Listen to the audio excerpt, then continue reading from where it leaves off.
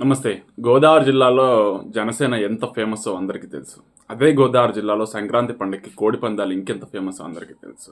అలాంటి చోట కేవలం ఫ్లెక్సీలు, జెండాలు కట్టి కోడిపందాలు నిర్వహించారని పెనమలూరు జనసేన ఇన్ఛార్జ్‌గా ఉన్నటువంటి వ్యక్తిని జనసేన పార్టీ సస్పెండ్ చేసింది.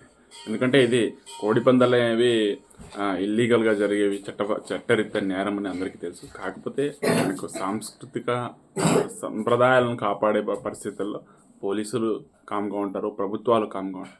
అలాంటి చోట జనసేన ఇన్ఛార్జ్ ఫ్లెక్సీలు, జెండాలు కట్టి అంతేకాకుండా అక్కడ టోల్ వసూలు చేశారనే ఒక అపవాదు మీద ఆయన్ని సస్పెండ్ చేశారు. అది పవన్ కళ్యాణ్. అదే వేరే పార్టీలో అయితే ఒక వ్యక్తిని చంపేసినా లేదా భార్యతో గొడవ నుండి ఇంకో భార్యను వెంటనే ఇంకా విడాకులు ఇవ్వకపోయినా ఎమ్మెల్సీ లాంటి వాళ్ళు చేసుకున్నప్పటికీ కూడా వైఎస్ఆర్సీపీ ప్రభుత్వం కావచ్చు, మిగతా వైఎస్ఆర్సీపీ పార్టీ కావచ్చు, మిగతా పార్టీలు కావచ్చు చోద్యం చూస్తాయి. కానీ పవన్ కళ్యాణ్ గారు అలా కాదు, క్రమశిక్షణ చర్యలు తీసుకుంటారు. Thank you.